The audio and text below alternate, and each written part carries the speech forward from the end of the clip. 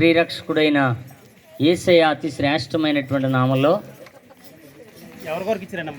ఎండగండి గ్రామస్తులైనటువంటి మీ అందరికీ కూడా శుభాలు వందనాలు తెలియజేస్తా ఉన్నాం. దేవుని యొక్క మాటలు ఎంతో విలువైనవి, మనిషి యొక్క జీవితానికి ఎంతో మేలు చేసేవి. కాబట్టి దేవుని యొక్క మాటల మీద లక్ష్యం ఉంచాలని మీకు మనవి చేస్తూ ఉన్నాం. ఒక బైబిల్లో నుంచి ఒక చిన్న మాట మనం చదువుకుని దేవుని యొక్క వాక్యంలో నుంచి కొన్ని విషయాలు, మీకు ఉపయోగపడే విషయాలు మనం నేర్చుకోవడానికి ప్రయత్నం చేద్దాం. అయ్యలారా, రక్షణ పొందుటకు నేనేమి చేయవలను? అందుకు వారు ప్రభు అయిన యేసునందు విశ్వాసం ఉంచుము, అప్పుడు నీవును నీ ఇంటి వారు రక్షణ పొందుదురని చెప్పిన అని రాయబడి ఉందండి. చూడండి, ఇక్కడ ఒక సంఘటన జరిగింది. కరుడు కట్టినటువంటి దొంగలు, క్రూరమైనటువంటి మనుషులుగా ఉన్నటువంటి వారిని చెరసాల్లో వేస్తారు. ఆ చెరసాల అలాంటిదన్నమాట, భయంకరమైనటువంటి మనుషులతో నిండిపోయింది. అయితే ఏ తప్పు, ఏ విధమైనటువంటి పొరపాటు చేయకుండానే ఇద్దరు మనుషుల్ని అందులో వేయటం జరిగింది. అందులో ఒకరి పేరు పౌలు, రెండవ ఆయన పేరు శీల. వీళ్ళిద్దరూ కూడా ఏ విధమైనటువంటి అన్యాయం చేయకుండానే వాళ్ళు రోమియులైనటువంటి వీళ్ళని ఏం చేశారని అంటే ఆ చెరసాల్లో పడవేయటం జరిగిందండి. మొత్తానికి అక్కడ వాళ్ళు ఉండి ఆ రాత్రంతా కూడా దేవుణ్ణి స్తుతిస్తూ, దేవుణ్ణి ఆరాధన చేస్తూ, దేవుని కొరకు ఒక మంచి మాటలు అక్కడ ఉన్నటువంటి వారితో పంచుకున్నప్పుడు అండి అనేక హృదయాలు కదిలించబడ్డాయి. కరుడు కట్టినటువంటి దొంగలే ఆ రాత్రి మారిపోయేంత, లేకపోతే వాళ్ళ పాపాలను ఒప్పుకొని, వాళ్ళ తప్పులను ఒప్పుకొని, అయ్యో ఇది మీ దేవుడే మాకు కావాలి, మీకు ఎంత అన్యాయం జరిగినా ఏమాత్రం కూడా ఒక్క మాటైనా వాళ్ళ మీద దూషణ చేయకుండా వాళ్ళ కోసం మీరు ప్రార్థన చేస్తున్నారనేటువంటి విషయాన్ని అక్కడున్న ఖైదీలందరూ గమనించినప్పుడు అండి వాళ్ళలో గొప్ప మార్పు కలిగింది. ఆ పెను మార్పు వలన చూడండి వాళ్ళందరూ కూడా వీరితో కలిసి దేవుణ్ణి ఆరాధించడం మొదలుపెట్టారండి. ఎవరో వీళ్ళంతా అనంటే చాలా దారుణమైనటువంటి మనుషులు, కుటుంబాల్లో ఒకరిని చంపినటువంటి వారు, దొంగతనం చేసినటువంటి వారు, మోసం చేసినటువంటి వారు, ఆయా విధాలైనటువంటి కరుడు కట్టినటువంటి దొంగతనాలు ఎన్నో వీళ్ళ జీవితాల్లో జరుగుతూ వచ్చాయి. అలాంటి మనుషులండి దేవుని యొక్క సేవకులతో వాళ్ళు కలిసి ప్రార్థన చేస్తున్నారు. అయితే ఆ రాత్రి అకస్మాత్తుగా వీళ్ళందరూ కలిసి వీళ్ళు ప్రార్థన చేస్తూ దేవుణ్ణి ఆరాధిస్తున్నప్పుడు అండి భయంకరమైనటువంటి భూకంపం కలిగిందండి.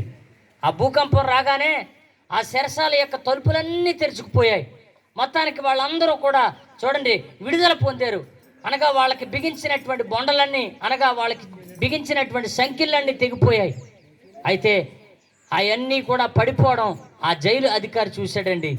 చూసి చూడండి ఇక ఏమైపోద్ది, ఇక మొత్తానికి అక్కడ ఉన్నటువంటి ఖైదీలందరూ కూడా పారిపోయి ఉంటారో, ఈ ఖైదీలు పారిపోతే మా పై అధికారులు నన్ను అడుగుతారు, ఇక నేను బ్రతికే అవకాశం లేదు, ఇప్పుడైనా చనిపోవాలి, అప్పుడైనా చనిపోవాలి, వాళ్ళ చేతుల్లో చచ్చిపోయే కంటే ఈ రాత్రే చచ్చిపోదామని మొత్తానికి అతడు తనకు తానే గాయం చేసుకుని చనిపోవడానికి సిద్ధపడతా ఉంటుంటే అక్కడి నుంచి వాళ్ళందరూ అరుస్తూ ఉన్నారు, అయ్యా నువ్వు ఏమాత్రం నీకు హాని చేసుకోవద్దు, ఎందుకనంటే ఇక్కడ ఉన్న ఏ ఒక్కరూ కూడా బయటికి వెళ్ళలేదు, కరుడు కట్టిన దొంగలే అయినా కానీ ఇక్కడే ఉండిపోయారు అనే విషయాన్ని వినగానే వాళ్ళందరికీ ఆశ్చర్యం కలిగింది. ఆ అధికారికి ఇంకా ఆశ్చర్యం కలిగింది. ఏంటి, ఎన్నాళ్ళ నుంచో మారినటువంటి వ్యక్తులు, అవకాశం దొరికితే బయటకు పారిపోయేటువంటి వ్యక్తులు ఇక్కడే ఉండిపోవడం ఏంటనేటువంటి విషయం అతన్ని ఆశ్చర్యానికి గురి చేసింది.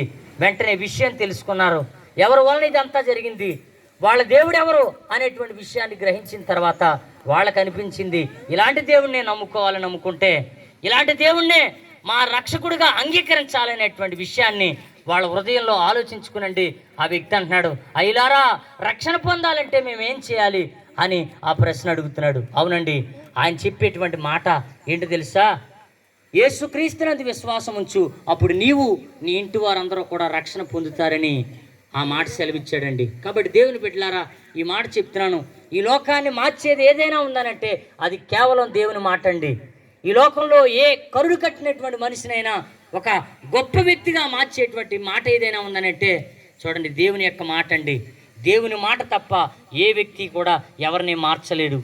దేవుడు ఈ మాటలు మీ వినికిడిలో దీవించునుగాక. ప్రార్థన చేసుకుందాం.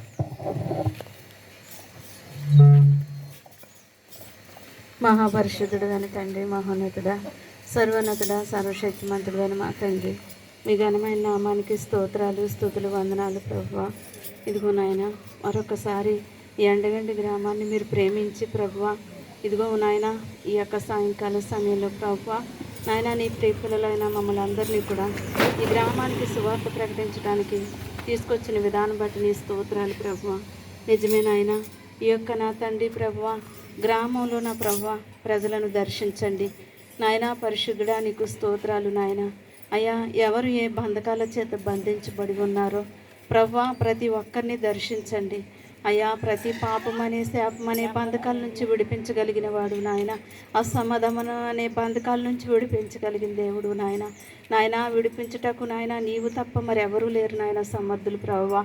నీ కృపను అనుగ్రహించిన ఆయన ఈ గ్రామ ప్రజలను దర్శించిన ఆయన నీ మాటలు ప్రభువా ఈ గ్రామంలో నాయన ప్రతి ఒక్కరు హృదయంలో ఫలించినట్లుగా సహాయం చేసిన ఆయన ప్రతి ఒక్కరిని కూడా నాయన బంధకాల నుంచి ప్రభువా పాపపు బంధకాల నుంచి విడిపించిన ఆయన అయ్యా. నీ గొప్ప రక్షణ ప్రతి ఒక్కరికి నీ దయచేయమని అయ్యా. అనేకులు హృదయాల్లో వెలుగు కలిగినట్లుగా మీ వాక్యము నాయన ప్రభువా వారి హృదయాలు వెలిగించినట్లుగా కృప చూపించి సహాయమును దయచేయమని యేసు పరిశుద్ధ నామమున స్తోత్రాలు చెల్లించి వేడుకొంచున్నాం తండ్రి. ఆమేన్.